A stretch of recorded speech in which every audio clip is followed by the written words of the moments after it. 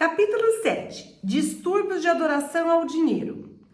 Esses são os distúrbios que dão ao dinheiro uma importância desproporcional, ganhá-lo, poupá-lo, gastá-lo. Eles compartilham uma linha comum no fato de que todos nascem de preceitos que equiparam o dinheiro à segurança, ao valor próprio e ou à felicidade. Para revisitar a metáfora de conto de fadas, eles podem ser vistos como os preceitos da fada madrinha. Pense na fada madrinha da história da Cinderela. Com uma varinha nas mãos, ela transformou uma abóbora em uma carruagem luxuosa e trapos em um esplêndido vestido de festa. Esses preceitos tratam o dinheiro como algo tão mágico, especial e transformador quanto a varinha. Eles estão enraizados no conceito principal de que, apesar dos nossos comportamentos pessoais, nossas dívidas ou limitações, com o mover da varinha, uma pilha de dinheiro vai aparecer e resolver todos os problemas. É uma compreensão infantil a respeito do dinheiro, que é revestido de fantástico poder, em vez de ser encarado como uma ferramenta que pode ser bem ou mal usada. Porque assim como a carruagem e o vestido da Cinderela, que à meia-noite voltaram a ser abóbora e trapos, o senso de segurança que obtemos do dinheiro é transitório e também ilusório. Quando nos concentramos somente no dinheiro como uma solução e convencemos a nós mesmos que mais dinheiro fará as coisas melhores, tudo o que estamos fazendo é mascarar ou esconder temporariamente nossos problemas. Sally.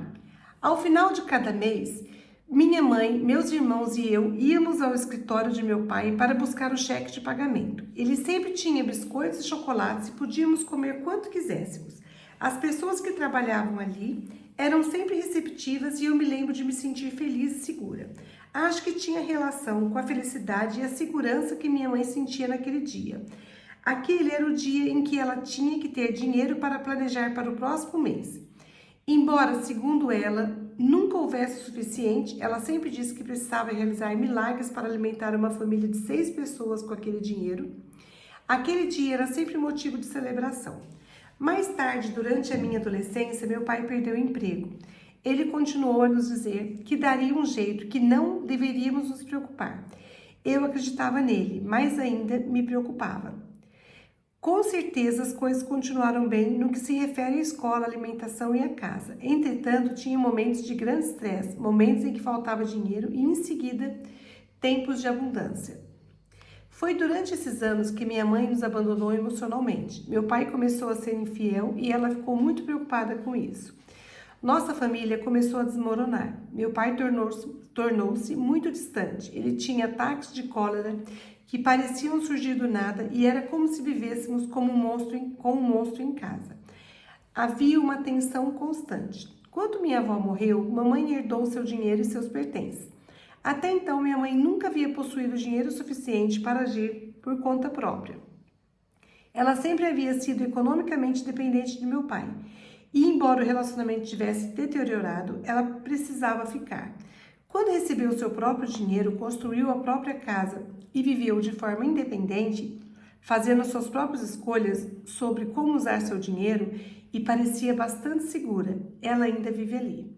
Um acontecimento financeiro repentino, como receber uma herança significativa, permitiu da mãe de Sally sair de um casamento infeliz e ganhar independência financeira. Sally também vivenciou os dias de pagamento de seu pai quando toda a família estava feliz.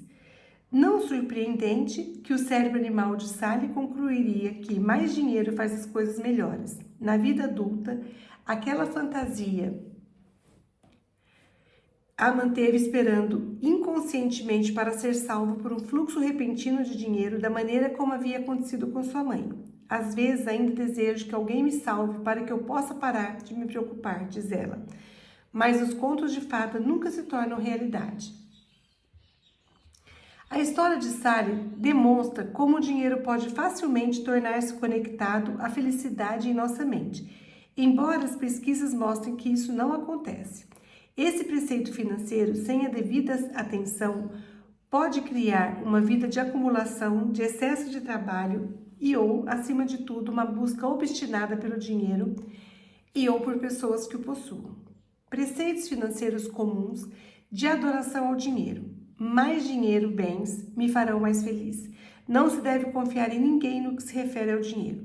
Nunca terei dinheiro suficiente. Dinheiro traz dinheiro. Ter segurança é chato. A vida é curta, viva um pouco. Alguém tem de ganhar e pode ser que seja eu. Se eu continuar tentando, meu dia vai chegar.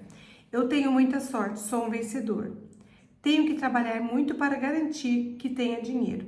Se eu não trabalhar muito, vão pensar que sou preguiçoso. Meu senso de valor é igual ao meu valor financeiro. Nunca serei capaz de pagar pelas coisas que realmente quero na vida. Não há problemas em esconder do meu parceiro informações sobre o dinheiro. Gastar com alguém é como se demonstra o amor. Em 21 de março de 1947, a polícia da cidade de Nova York recebeu uma denúncia de um corpo no número 2078 da 5ª Avenida com a 128 Street. O endereço já era conhecido da polícia e dos vizinhos como residência dos eremitas de Harlem. Os irmãos idosos Homer e Lively, a família Collier, havia se mudado para uma mansão de 4 andares em 1909, quando Harlem era um bairro empreendedor para a classe alta branca. Homer trabalhou como advogado durante pouco tempo e Langley se apresentava como pianista concertista, mas nenhum deles passava muito tempo no mundo exterior. Após a morte de seus pais e com a transformação do bairro à sua volta, os irmãos continuaram na casa, lentamente preenchendo todos os 4 andares com tranqueiras de todos os tipos. As pilhas de lixo estavam cheias de armadilhas explosivas elaboradas, algumas armadas com pedaços de concreto e vidros com urina e fezes, para afastar os intrusos. Homer estava cego e acamado há anos. Langley o medicava com centenas de laranjas para restaurar sua visão e guardava pilhas de jornais para que Homer pudesse atualizar quando esse grande dia chegasse. Na maioria das noites, Langley se aventurava a sair vestido em trapos, arrastando uma caixa puxada por uma corda, à procura de novos tesouros para carregar a casa. As crianças da vizinhança o chamavam de homem-fantasma. Os oficiais que atenderam o chamado bateram na porta e não tiveram resposta. Finalmente, fizeram um buraco na pesada porta de madeira. Sentimos ondas de vapores podres de coisas antigas e emboloradas. A polícia deparou-se com uma parede sólida de lixo, acumulado durante décadas. Cavaletes destruídos, frigideiras rachadas, guarda-chuvas amassados e bicicletas enferrujadas. Carrinhos de bebê quebrados e árvores de Natal esmagadas. Candelabros lascados e brinquedos despedaçados. O corpo de Homer foi encontrado em sua cama, mas não havia sinal de Langley. Uma equipe de profissionais de empresas de mudança foi contratada para retirar as toneladas de entulho. Eles encontraram, entre outras coisas, vários pianos e um automóvel desmontado por inteiro. Ao desfazerem devagar as pilhas, os trabalhadores observaram um odor especialmente desagradável entre os outros aromas. 16 dias depois do corpo do seu irmão ter sido encontrado, o de Langley foi achado, sobre uma pilha de jornais, aparentemente vítima de uma avalanche. A mansão Collier foi demolida logo depois. Hoje um pequeno parque ocupa o local, mas o legado dos irmãos continua. Quando os bombeiros de Nova York recebem um chamado para um apartamento bagunçado e cheio de lixo, eles se referem ao chamado como chamado para um Collier. Acumulação compulsiva. O reino animal nos dá muitas metáforas para a acumulação praticada pelos seres humanos, incluindo armazenando como um esquilo. Mas os esquilos geralmente se esquecem de onde os tesouros são enterrados e nós, pelo menos, conseguimos esse acordo mais árvores frutíferas. A acumulação dos humanos tem poucos benefícios assim. A acumulação compulsiva é outro exemplo de um comportamento que de outra forma é positivo, economizar, levado aos extremos prejudiciais. É bom poupar, no entanto, também é necessário gastar. É bom ter um rolo extra de papel higiênico à mão, mas não uma pilha que vá até o teto. O comportamento de acumular compulsivamente pode assumir várias formas. Para alguns, é suficiente apenas acumular dinheiro. Outros têm compulsão para acumular vários objetos, muitas vezes bizarros. Alguns acumuladores compulsivos são gastadores ou compradores compulsivos, mas a diferença principal é que o acúmulo de estoque e não o ato de comprar ou gastar é que trazem ao acumulador segurança, salvação e alívio de ansiedade. Não importa quão inúteis os objetos pareçam aos outros, e os acumuladores compulsivos são apegados emocionalmente às suas posses, sejam elas revistas, notas de $100, estatuetas do Mickey Mouse e ficam ansiosos e aflitos com a ideia de se livrarem delas. Se você conhece um acumulador, talvez saiba como é difícil fazê-lo jogar algo fora ou dá-lo a alguém. Mesmo que a acumulação descontrolada de lixo traga constrangimento e vergonha, uma vez que eles estão cientes de sua ansiedade e comportamentos de acumulação são irracionais. Os objetos acumulados tornam-se substitutos para o amor, afeição ou o que quer que falte na vida de uma pessoa. É por isso que os acumuladores sentem um apego irracional às suas posses. Para eles, não são apenas coisas. Eles têm um sentido emocional. Os acumuladores podem proteger suas posses criando pilhas secretas, escondidas da família, ou podem impedir que qualquer pessoa entre em sua casa para ver e julgar a bagunça. Eles também sentem um tipo de responsabilidade em relação aos seus objetos, crendo que o simples fato de jogar coisas fora seria um ato de traição. Na casa de um acumulador, a desordem interfere nas ações simples da vida diária. Em seu extremo, acumular torna a casa perigosa e pouco prática. Camas e cadeiras inacessíveis, passagens bloqueadas e pisos totalmente descobertos. É difícil apontar uma causa específica para a compulsão em acumular objetos. Há alguma evidência de que seja um componente genético e pode ser um sintoma de transtorno de uma personalidade obsessivo-compulsiva. Entre as pessoas que vemos em nosso consultório, os acumuladores em geral têm uma história de escassez, abandono, traição na infância, ou a combinação de fatores. Por exemplo, o comportamento do acumulador é comum em filhos de criação que vêm de situações de extrema privação. Nós trabalhamos com muitas crianças adotadas ou de criação que escondiam comida em seu quarto, apesar de terem acesso ilimitado a geladeiras e despensas abastecidas. Suas primeiras experiências lhe ensinaram que nunca haviam o suficiente para comer. Por isso, eles desenvolveram ansiedades relacionadas à falta de comida ou a ficarem com fome, ansiedades que persistiram mesmo quando não eram mais preocupações racionais. Certa criança tinha mais do que uma compulsão para acumular. Ele roubou mais de 12 celulares de amigos e familiares e os escondeu em seu quarto. Muitos telefones estavam quebrados, nenhum deles estava ativado. Eram inúteis para ele como telefones, mas em sua mente, no entanto, eram extremamente importantes. Lembra-se de Bridget, sobre quem falamos na introdução? Abandonada por sua mãe, ela foi adotada por uma família amorosa, porém instável. Quando criança, demonstrava o comportamento clássico do acumulador. Bridget, quando criança, escondia dinheiro em vários lugares do seu quarto. Se eu ganhasse dinheiro como presente de Natal ou aniversário, era sempre uma quantia muito pequena e eu a escondia. Eu me tornei muito avarenta ao lidar com dinheiro. Ao mesmo tempo, comecei a suspeitar das pessoas que tinham. Meus pais sempre criticavam pessoas que tinham dinheiro. Eles concluíam que aquelas pessoas o haviam recebido por meios ilícitos. Faziam comentários do tipo: eles podem agir daquela maneira porque têm dinheiro. Ou, a única razão pela qual você quer ser amiga daquela pessoa é porque eles têm dinheiro e você não. Bridget superou o comportamento acumulador da infância como muitas outras crianças, mas mesmo sem se sentir compelida a manter uma pilha de moedas escondidas, o relacionamento emocional com o dinheiro continuou problemático. Ela associava o dinheiro tanto à segurança quanto à vergonha. Com os distúrbios financeiros em geral, o comportamento acumulador pode ser desencadeado por eventos muito menos dramáticos do que o abandono dos pais. Leves teve uma educação privilegiada, no entanto, ele geralmente se sentia distante de seus pais. Quando criança, aprendeu que poderia conectar-se com eles por meio de seus interesses por coleções.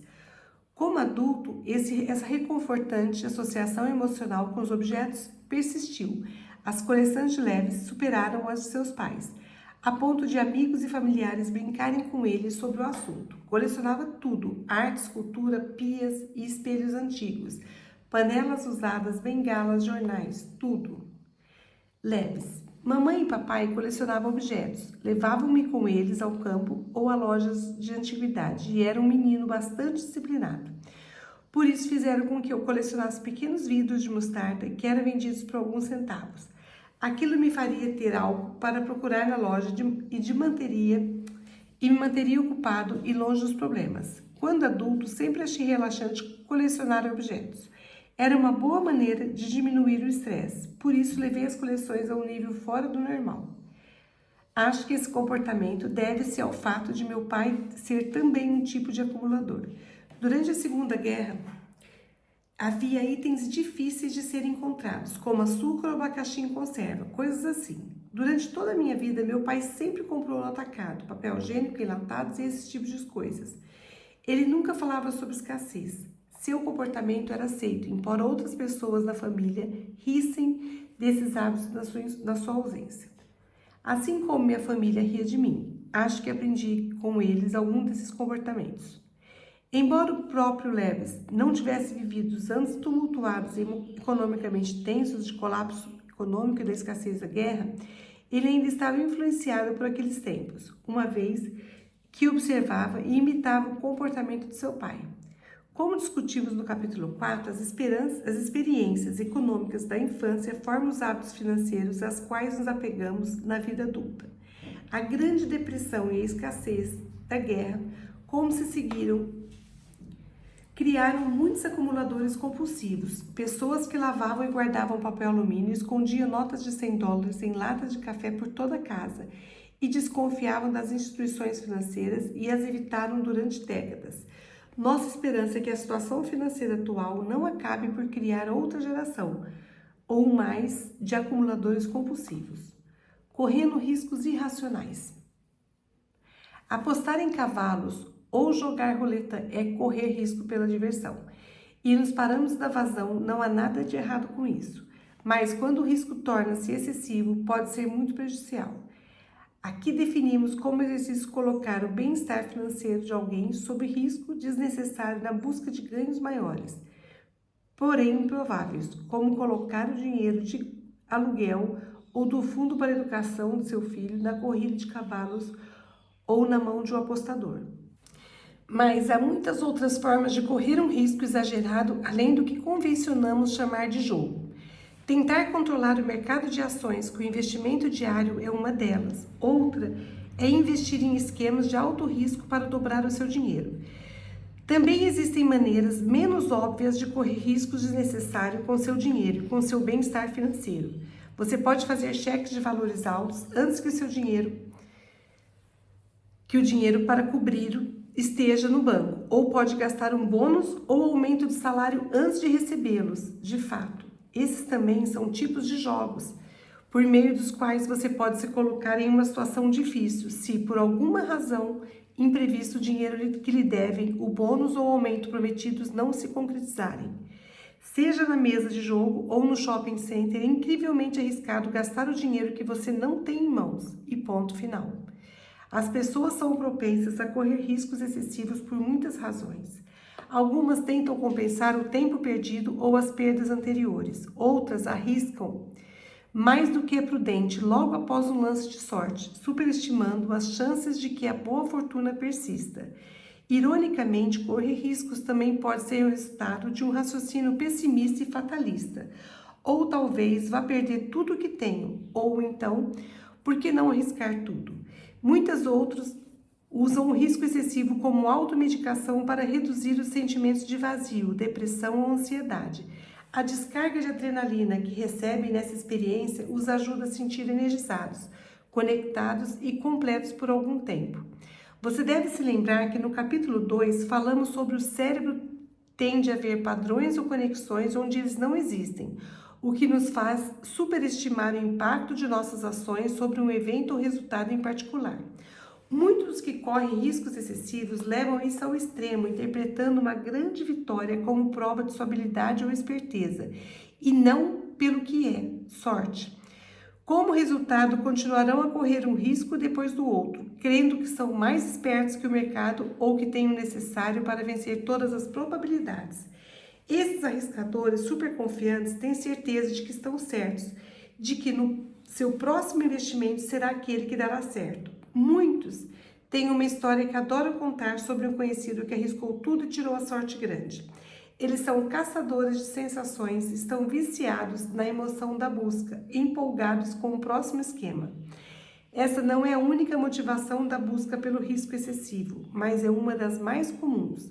De certo, representou grande parte do que guiava o comportamento de Sturge. Embora minha mãe dissesse, o dinheiro não nasce em árvores, para mim, durante a adolescência ele nascia. Na época, papai estava ganhando bem e eu não precisava viver no mundo real, financeiramente falando. Papai quitou um carro que eu não tinha condições de pagar e que não deveria ter comprado. Quando eu estava na faculdade, mamãe me enviava cestas básicas que incluíam notas de $100. Portanto, emocionalmente, a montanha-russa financeira em que minha família vivia não me parecia ser grande coisa naquela época. Da faculdade, fui direto para Wall Street, ganhei uma tonelada de dinheiro. Quando minha empresa fundiu-se com outra, recebi um cheque alto. Como analista de ações, ganhei ainda mais dinheiro. Todo esse dinheiro se foi agora como resultado de investimentos ruins de elevada alavancagem. Sem perceber, eu repeti a experiência de meu pai. Como adulto, até pouco, eu ainda vivia os argumentos dos meus pais. Eu dizia, sei que parece ruim, mas vamos conseguir, pode apostar. E minha mulher dizia, não, nós não vamos conseguir. Por favor, chega de riscos. Eu a ignorava e simplesmente fazia mais investimentos. Talvez o mais limitante e destrutivo desses preceitos tenha sido que o dinheiro que vem fácil se você for mais esperto que o outro cara. Isso me deixava super confiante. Eu acreditava que sabia como tudo funcionava. Achava que olhando adiante veria a curva da estrada antes que o outro percebesse. Eu estava muito errado, mas ainda não sabia disso. Embora a família vivesse em circunstâncias modestas, quando ele era criança, Sturge foi protegido da realidade financeira até mais tarde, após seu pai tornar-se muito bem-sucedido. Ao imitar o impulso de seu pai, Sturge ficou super confiante, atribuindo seu sucesso unicamente à sua própria habilidade, ao invés de considerar a longa alta do mercado. Muitos estudos sobre economia comportamental demonstram que essa é uma reação comum e que os investidores super confiantes fazem mais movimentações do que seus companheiros mais controlados e realistas, e que pode criar a ilusão de que estão ganhando no mercado. Mas, na realidade, essa volatilidade tende a reduzir seus lucros a longo prazo. Jogo patológico. O jogo patológico é o risco excessivo associado a um exagero que leva a um extremo especialmente destrutivo. Para os jogadores patológicos, o jogo torna-se uma droga viciante. Jogam para se sentir melhor ou escapar dos problemas, e assim como o alcoólatra que precisa de mais e mais álcool para embriagar-se, eles precisam apostar mais e mais dinheiro para que o jogo continue excitante. Em geral, eles escondem de outras pessoas o fato de jogarem e podem se envolver em atos ilegais para ajudarem a patrocinar seu jogo. Pelo menos 5% da população experimentam problemas com jogos em algum momento da vida e até 2% tornam-se jogadores patológicos. As pesquisas mostraram que uma história de trauma e sintomas de estresse pós-traumático é um forte sinal da presença do jogo patológico e que o tratamento do trauma pode resultar em uma redução significativa no comportamento do jogo patológico. Os flashpoints financeiros relatados pelos jogadores com os quais trabalhamos incluem de maneira típica a primeira vez que presenciaram e experimentaram a emoção da vitória. Na maioria das vezes, começavam pequenos golpes de sorte, embora eles não se encarem dessa forma. Estão convencidos de que possuem alguma capacidade inata de derrotar o sistema. Ficam viciados nesse sentimento de sucesso, que também lhes traz um alívio emocional temporário do sentimento da ansiedade. E estão convencidos de que podem repetir seu sucesso. E assim, não importa o quanto percam, continuam tentando. Aaron, nunca vou esquecer minha própria experiência no caça-níquel. Foi no domingo de Super Bowl e havia muito poucas pessoas na área de cassino reservada para os caça-níqueis. Eu nunca tinha tido a Las Vegas e um amigo me levou a um famoso cassino no Strip de Las Vegas, rua onde fica a maioria dos cassinos. Ele me mostrou como as máquinas funcionavam e foi embora. Comecei com $10 em moedas de 25 centavos. Eu havia perdido $2 quando a máquina travou assim que puxei a alavanca. Buzinas soaram, alarmes dispararam e eu fiquei apavorado. Pensei em me afastar lentamente porque achei que a máquina havia surpreendido um sluk na moeda falsa. Olhei à minha volta e meu amigo não estava por perto. Eu sabia que havia câmeras de vídeo no teto e que eles me pegariam se fugisse. Então fiquei parado, esperando que todo aquele barulho cessasse. Então o segurança se aproximou e disse: Você sabe o que acabou de fazer, não sabe? Eu disse: Segurança, não é o que está pensando. Eu apenas estava usando as moedas do monte de 25 centavos que um amigo me deu. O segurança falou: Onde está esse seu amigo? Eu disse que não sabia. O guarda olhou para mim como se eu estivesse mentindo. Ele me perguntou outra vez se eu sabia o que havia feito e lhe garanti que não. Ele disse: Bem, temos um problema aqui. Eu estava tremendo de medo. Imaginei que se pensasse que eu estava tentando enganá-los e por ter assistido recentemente o filme Cassino, fiquei com medo de acabar morto em algum lugar do deserto. O guarda fez algo na máquina que tirou um pedaço de papel, desligou e disse: Venha comigo. Todos olhavam para mim enquanto eu andava à frente dele em direção ao local semelhante a uma jaula. Ele conversou com o homem atrás do balcão, entregou-lhe um pedaço de papel, fez um sinal para eu ir até a janela e declarou: Você acaba de ficar rico. Esse homem vai lhe dar o seu dinheiro. O caixa apenas consentiu e começou a contar notas de $100, 12 delas, $1.200, após gastar apenas 2. Inacreditável, eu me apaixonei. Mais tarde encontrei meu amigo e lhe contei sobre o prêmio e ele começou a me tratar como se eu soubesse o que estava fazendo. Com o passar do tempo, fiquei conhecido como um cara que teve sorte no caça-níquel. Eu achava mesmo que sabia como elas funcionavam e quais seriam as quentes e quais cassinos pagavam melhor. Foi assim que meu vício pelo jogo começou. O jogo patológico é um dos distúrbios mais autodestrutivos entre os que são discutidos nesse livro. Se você pensa estar correndo o risco de ser um jogador patológico, recomendamos fortemente que busque a ajuda de um profissional de saúde mental e participe dos 12 passos do programa de recuperação dos jogadores anônimos ou pelo site Viciados em Trabalho. Workaholismo, termo em inglês que designa uma pessoa viciada em trabalho, é um dos poucos vícios que nossa sociedade valoriza e que as pessoas rapidamente admitem e até se orgulham de possuir. No entanto, é tão prejudicial quanto qualquer hábito fora do controle. Os workaholics estão tão imersos no trabalho que têm pouco tempo para investir na vida familiar, na criação dos filhos, no lazer e até no sono. Como resultado, eles experimentam mais conflitos conjugais, ansiedade, depressão, estresse, insatisfação no trabalho e problemas de saúde. Isso pode originar-se de outro preceito da fada madrinha, a crença de que mais dinheiro fará você e sua família mais felizes, provará o seu valor próprio e tornará um ser humano mais valioso, capaz e amável. Mas isso é uma tolice. Assim como o dinheiro não é garantia de felicidade ou segurança, ele também não é a medida do valor de um ser humano. Se você está dependendo do dinheiro para satisfazer esse tipo de necessidade emocional, nunca ganhará ou terá o suficiente. Ficará preso numa esteira eterna, trabalhando mais e mais para ganhar mais e mais dinheiro para alcançar a felicidade que está cada vez mais longe do seu alcance. Dedicar a sua vida exclusivamente ao trabalho e ao sucesso financeiro não é o caminho para a felicidade. Como já mencionamos, décadas de pesquisa científica e social demonstraram que assim que seu dinheiro coloca acima da pobreza, não há, sem sombra de dúvida, nenhuma correlação direta entre o dinheiro e felicidade. Aqueles que ganham $50.000 por ano não são necessariamente menos ou mais felizes dos que os ganham $5 milhões por ano.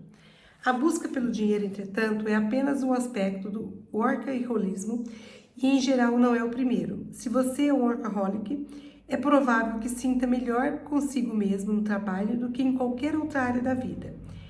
É ali onde provavelmente você tem melhores relacionamentos e sente-se mais competente no controle, bem-sucedido, à vontade e parte integrante do ambiente que em qualquer outro lugar.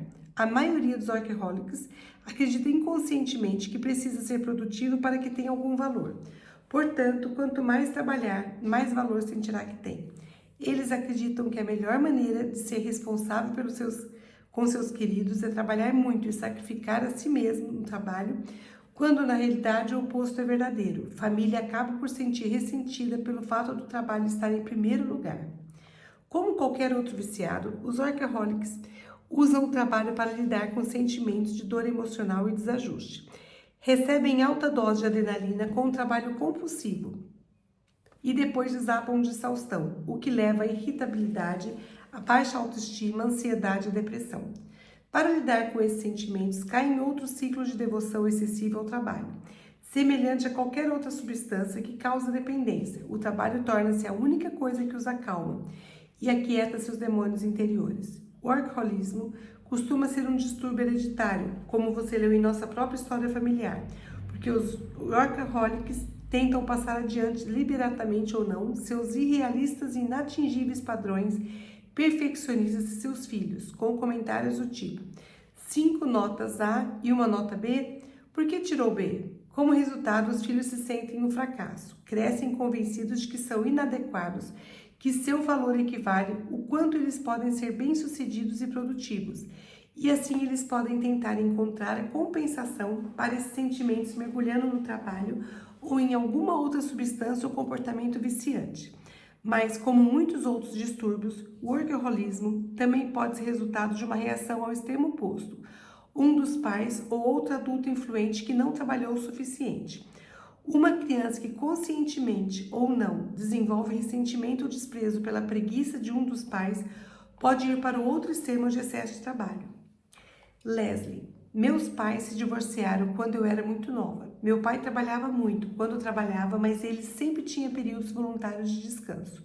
Embora me dissesse que não tinha dinheiro suficiente para pagar qualquer coisa que eu precisasse, ele costumava tirar períodos de descanso e ficava bastante livre para fazer o que bem entendesse. Minha mãe vivia do auxílio do governo. Eu morei com ela por um curto período de tempo e resolvi que não desejava viver aquela vida. Decidi que não seria como meus pais. Eu seria bem-sucedida e pareceria bem-sucedida. Trabalhei muito num certo ponto. Tive um emprego de tempo integral e outro de meio período simultaneamente. Fazia faculdade em tempo integral e administrava um prédio de apartamentos. Eu era uma boa trabalhadora, mas trabalhava demais. Por ter dificuldades de confiar nas pessoas, eu não tinha muitos amigos, então desisti de mim mesma em favor da pessoa para quem trabalhava.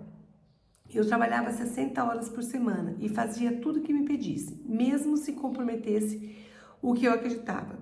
Certa vez, quando trabalhava para uma empresa pública, me pediram para fazer uma falsificação, assinando um documento no nome de alguém e eu o fiz. Não havia muitos limites. Em sua busca por segurança financeira e sucesso, Leslie abandonou seu verdadeiro eu. Ela tinha poucos amigos e derramava em seu trabalho e em seus colegas todo o seu desejo por conexão. Isso a levou a violar por completo os padrões do certo e do errado, tanto os seus quanto os da sociedade. Ao invés de desenvolver seu valor próprio, reforçando seu senso de dignidade, a abordagem desequilibrada de Leslie, de trabalhar até cair para adquirir fortuna, promoveu exatamente o oposto. Paul, nosso cliente cujo irmãozinho morreu ao nascer, cresceu com ódio e ressentimento pelas pessoas ricas e pelo dinheiro em si. Ao mesmo tempo, sentia vergonha de ser pobre e estava determinado a não deixar que sua família passasse por isso. Então, trabalhe mais, tornou-se uma resposta a qualquer situação. Paul: houve um tempo em que tinha um emprego de tempo integral e 5 de meio período e dizia: eu acho que quero aquilo para minha esposa e meus filhos, vou trabalhar mais. Em vez de trabalhar de forma mais inteligente, eu continuava a trabalhar mais e mais. O custo de tudo isso, e eu certamente não sabia na época, era que eu não estava disponível, tanto física como emocionalmente, para minha esposa e para meus filhos. Eu estava sempre saindo, trabalhando, fazendo, sem cuidar de mim mesma, sem estar presente para minha primeira esposa e para meus filhos. Todo aquele trabalho incessante para obter sucesso financeiro me trapaceou nos relacionamentos que eu poderia ter com eles. Não sei se teria feito muita diferença para minha primeira esposa, mas certamente faria para meus filhos. Eu herdei aquela confusão ativa de meu pai. Infelizmente, meu filho herdou de mim. Ele tem montes de dinheiro, mas vejo aquele impulso do eu tenho que fazer, eu tenho que fazer, eu tenho que fazer, atuando em sua vida também. E com tristeza percebo quanto isso está custando aos meus netos e à minha nora. Excesso de gastos. Nos anos que precederam a crise econômica atual, a taxa média de poupança dos americanos caiu a 0,5%, o mais baixo desde a Grande Depressão. Estávamos, na realidade, gastando mais do que ganhávamos e, portanto, obviamente, tínhamos um débito individual do que jamais tivemos. Nas últimas décadas, os Estados Unidos se tornaram uma nação de gastadores. O gasto excessivo tornou-se um estilo de vida americano, tanto individual como coletivamente, e agora estamos pagando o preço. Nesses dias, os que possuíam dívidas são escravos delas. Estamos presos a um ciclo que, desesperadamente, precisamos quebrar. Há pouco tempo, o índice de poupança nos Estados Unidos viu um aumento, um sinal positivo de que muitos americanos podem ter chegado ao fundo do poço financeiro e estão prontos a encarar com honestidade seu excesso de gastos e a fazer mudanças positivas. Os gastadores estão tentando obter sentimentos de segurança, conforto, afeição e completude, gastando de maneira excessiva consigo mesmos e com os outros. Em nosso trabalho com os gastadores excessivos, muitos relatam flashpoints financeiros, onde o dar e o receber um presente parece transformar um relacionamento. Outro flashpoint comum é ter vivenciado a privação ou um tempo em sua infância quando o fato de não possuir um item especial causava um impacto emocional. Sofriam humilhações e agressões por não ter a roupa certa, ou estavam convencidos de que, se tivesse recebido aquele bem que tanto desejavam, finalmente seriam felizes. Muitos clientes gastadores dizem: naquele momento decidi que faria tudo o que tivesse que fazer para ter aquelas coisas. As pessoas que gastam excessivamente com seus filhos nos dizem: decidi que nunca permitiria que meus filhos se sentissem como eu me senti naquele dia. Em geral, a confusão extrema sobre o dinheiro pode resultar em gasto excessivo. Alisson: recebi muitas mensagens conflitantes sobre o que é dinheiro, como ele funciona e se deveria temê-lo ou não. Sempre tive medo de ter dinheiro, como se a sua presença fosse um problema. Mas do outro lado havia outra percepção, a de que eu tinha que ter dinheiro, caso contrário viveria com medo. Trabalhei de maneira absurda, ao ponto de perder muitas coisas da vida para ter dinheiro. O temor de não tê-lo era o real motivador. Eu queria minha independência tão desesperadamente que precisava trabalhar muito para conseguir o dinheiro, que pensava estar vinculada a ela. Mas eu não tolerava possuir o dinheiro.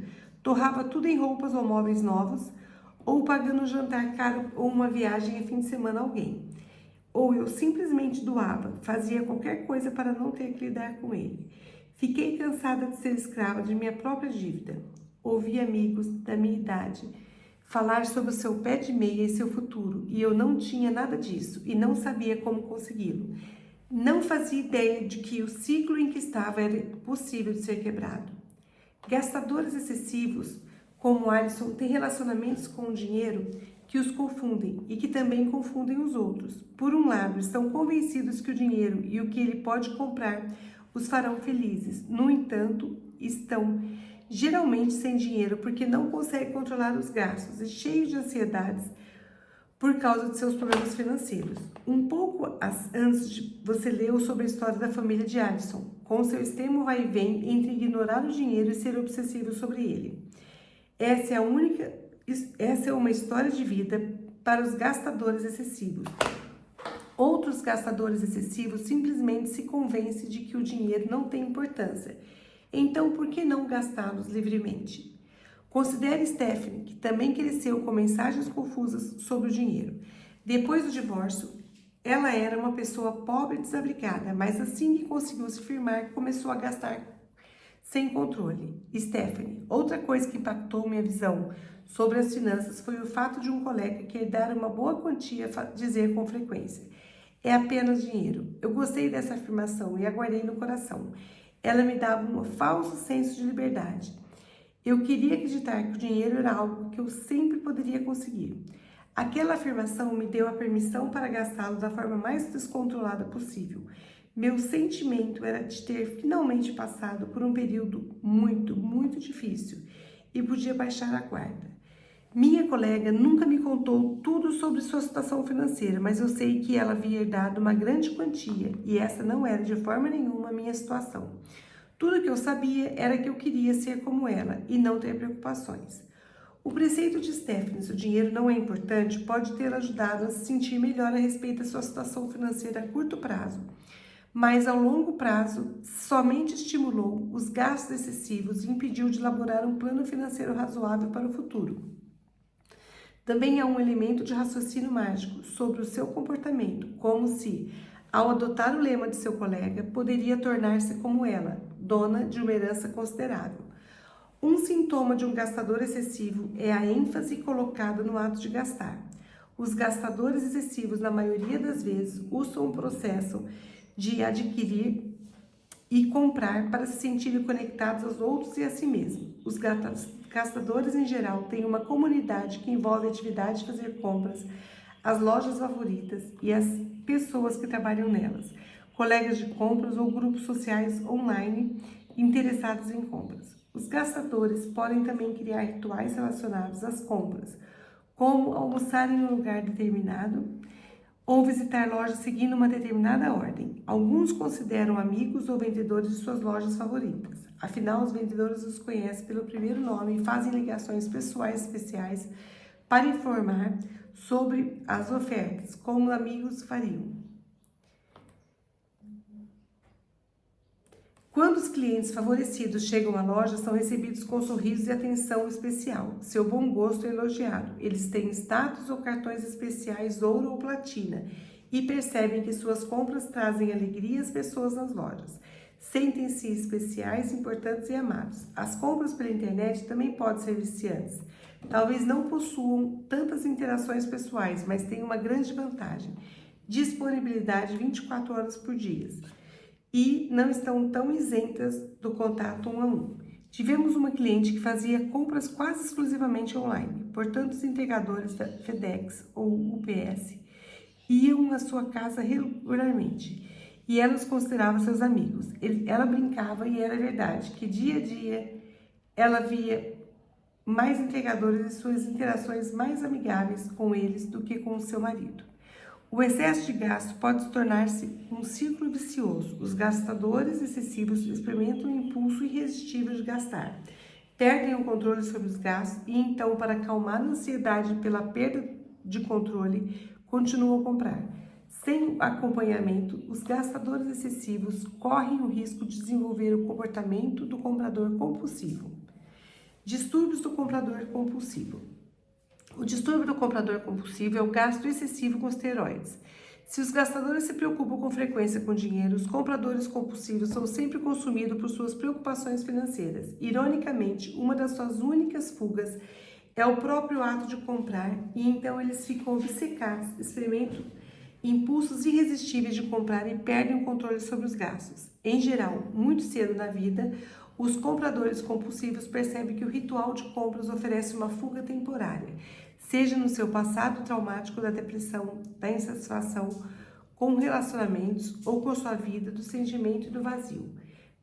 Para preencher o vazio emocional, fazer compra torna-se como uma droga, assim como o trabalho dos workaholics.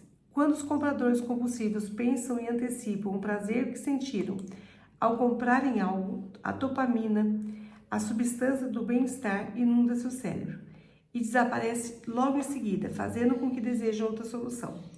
As compras podem oferecer tamanha emoção que eles literalmente têm a sensação de estar dopados.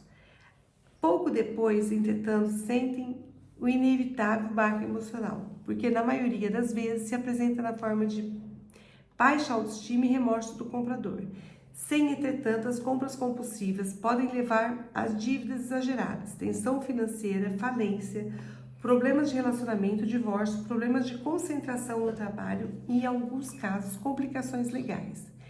Infelizmente, em nossa cultura centrada no consumo, as compras compulsivas são um problema relativamente comum. Ela aflige a cada 20 pessoas nos Estados Unidos, quase o mesmo índice de depressão clínica. E mais de 75% dos compradores compulsivos são mulheres. A prevalência das compras compulsivas parece estar crescendo, especialmente entre adolescentes. Um estudo recente entre alunos colegiais descobriu que 44% se encaixam em alguns critérios dos quais compradores compulsivos.